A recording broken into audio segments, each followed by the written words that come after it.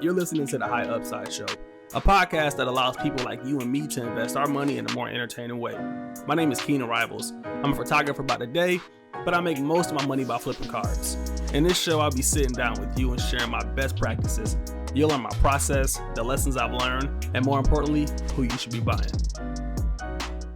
What's up, guys, and welcome back to the High Upside Show. It's your host, Keenan Rivals, and today I want to talk about something that some of you might feel like it's just being over talked about. You're tired of hearing about it, and some of you might feel like it's just not being touched on enough. You know, for me, I think it's something that we kind of should be talking about every day. A lot of us look at the hobby or basketball cards or sports cards as, commodities. We look at them as something that is similar to the stock market, and the stock market's talking about this every day. You know, stocks are going up and down. The volatility is crazy.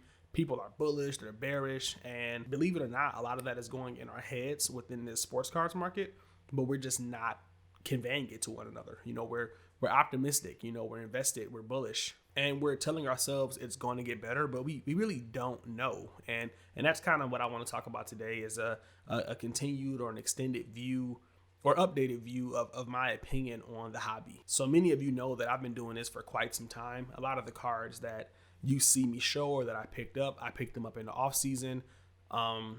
Regardless of what happens, I'm pretty much going to be in the positive. You know, I got the cards so cheap that, they've skyrocketed since then. If they come down, I'm still kind of within profit margins. So that allows me to kind of be optimistic and hold and kind of see how things play out. But I also know a big part of my audience has recently just picked up cards. Like, you guys are new, maybe paid top dollar at one point in time, you bought at the top, and you're kind of panicking, you're kind of frantic. That's been a lot of the messages that I've been getting. Hey, what's going on? Hey, should I keep buying? Hey, do you think the season's going to come back? And, I don't have any of those answers, unfortunately. I was optimistic about the NBA season coming back. Now that's kind of dwindling. It doesn't seem like it makes too much sense. It's kind of a big risk, and, we can't just think about our bottom line. What I do know is that sports cards in the past typically aren't affected by like off season or no basketball. Like, people dip during the playoffs who aren't in the playoffs, but that's probably just more of a performance thing. They didn't make it to the playoffs. They probably didn't do that well. But in terms of just like the overall card prices, they don't like fall off of a cliff when the off season comes or when there's just no basketball. In fact, that's typically when most of the speculation tends to happen. So yeah, what are my thoughts on, what's going on right now? Well, I don't know if you guys noticed, but I've seen an increase in price. Again, I haven't bought too many cards within the last few months, but I did pick up some Luka Prism PSA 9s. I got in about like $120 after taxes and shipping or whatnot. And, those cards went up to about $200. I sold a few at $200, locked in some profits.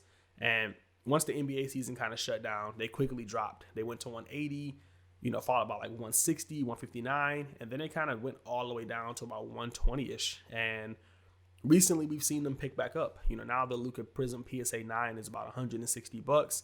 And it's kind of plateaued in a way. It's kind of been staying at that price point and doing pretty solid given that, the circumstances. Seeing that card bounce caused me to kind of look at some other cards, and everything seems to be up about 10 or 20%. Everything kind of fell about 40%, but yeah, it's right back to like those levels. Depending on when you got in, you should be able to break even or profit a little, bit of money unless you bought a week prior to the NBA, season being suspended. So what that looks like is the hobby's pretty bullish. We don't know if that's going to be something that is going to stay for a long time. Now, a lot of people are kind of questioning if those prices are sustainable, that type of volume, that type of push. And I think so. In other markets, people might call this a bull trap where the prices kind of go up, they're bullish, and then people just sell on you really quickly. I don't think the sports cards market has gotten to that point yet where we're giving off like false signals. But I do think people are bullish. And the beauty of sports cards is that though there's a bunch of sets and parallels and, things that come out each year, we're really all just kind of buying like the same like 3 or 4 cards. No one's like going out on the limb and picking up like a ton of Court Kings or a ton of, like those are great cards. I think they have potential. But for the most part, we're kind of sticking like within that Prism, Optic, Select realm and the parallels that follow beneath that. So when we talk about volume, at least from the investing side of things, I think the volume is real. I think it's going to continue. I think it's going to continue to push higher because we're all trying to buy the same cards. You know, it's not like back in the day where if you bought LeBron, you could buy his hard court and that was a good investment, or you could buy his SP Authentic or his Fleer or his, you know, whatever upper deck. Like there was so much competition and people just wanted all of those cards. And today it's like it's just Panini. We just want Select. We just want Prism. We just want Optic.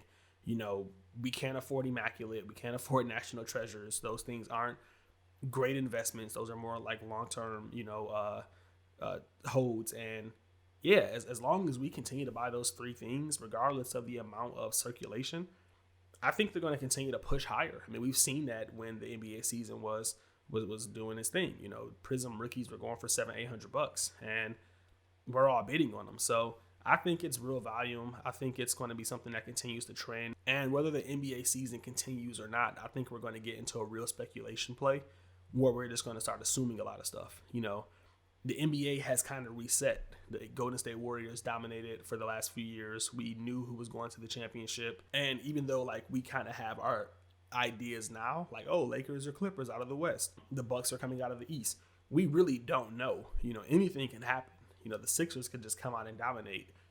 Luka could just put on a show during the playoffs. You know, so like there's so much like different ideas and there's so many opportunities for investors and for, NBA players that I think speculation is going to take over everything.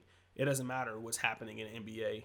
You want the guy who's going to be next, and compare it to LeBron or compare it to Giannis, everyone's a steal if they can reach those levels of success. So basically what I'm saying is that I'm still buying. You know, I'm not looking at this as a downfall.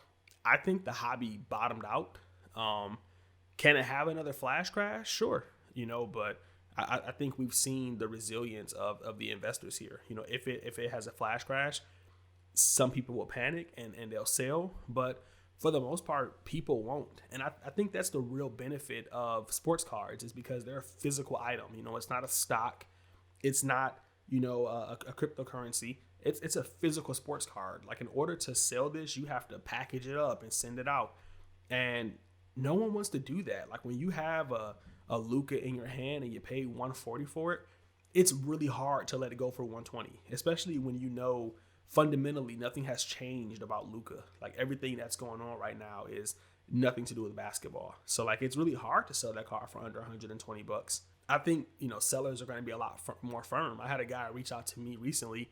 He wanted to buy a few Michael Porter Jr. cards, and, I gave him a price, and he was like, hey, what about this price? I'm like, no, I don't want to do it. Everyone who wanted to buy my Luka Prism PSA 9, they reached out to me. Like, hey, I'll give you $125. And I'm like, no, like, why would I, it's Luka. Why would I do that? It didn't make sense to sell it that low. I didn't care what it was selling on eBay. I didn't care, like, if people, it just didn't make sense. Everyone's coming in and trying to get a card at a steal. They're trying to lowball right now because they assume if you're selling that you're in need of money. And for the most part, everybody's just like, no, I'll just hold it. And I think if we have that mentality, then we're going to be okay. Like, we've already seen it. Cards are trending back up and nothing's going on. Imagine when we get some real news, then it'll continue to trend. If it comes out and, Adam Silver says, hey, the NBA season's canceled, we're done, nothing more, we'll just start again next year, then yeah, some of the lower end players might take a dip. Some of the higher end cards might get listed, and at that point it's just a buying opportunity. Fundamentally, we have to remember that nothing has changed. So if you see a good opportunity, then you got to bite, so we're just going to be buying cards up left and right. So yeah, I think I wanted to just kind of touch base on that because a lot of people have been asking me, what do you think? What's going on? What should I do? And I can't tell you what to do, but what I'm doing is just holding on to my positions and looking to increase my positions. If I see a better position, a better play, then I'm looking to increase it. One thing I can say is that if you follow my newsletter, you probably already know this, but one thing I can say is that I have been buying what I think are more safer investments. And not because like I'm afraid of the risk or anything, but I just think a lot of the safe investments right now are a really good value compared to the riskier investments. risky investments should be cheaper, not more expensive. So I've been looking at a lot of players who I feel like are established, who I feel like have the potential to be not only the face of their team, but like of the league. And they're just cheaper than, all the other players. The guy I'm buying right now, he's the same price as Michael Porter Jr. And I love Michael Porter Jr. You guys know that. But it's like, okay, well, this doesn't make a lot of sense. So, I've been picking up some safer players. You guys know I've been picking up Stephen Curry. I've been pretty vocal about that. I just think that he's way underrated right now, way too cheap. And, when the season comes back next year, Golden State's going to be a force in the West. It's not going to be a secret. Them having a potential top, draft pick, Steph Curry at full health, Klay Thompson at full health, Draymond Green doing his thing. Hopefully, maybe he's kind of falling off, but he doesn't really need to do much anyway.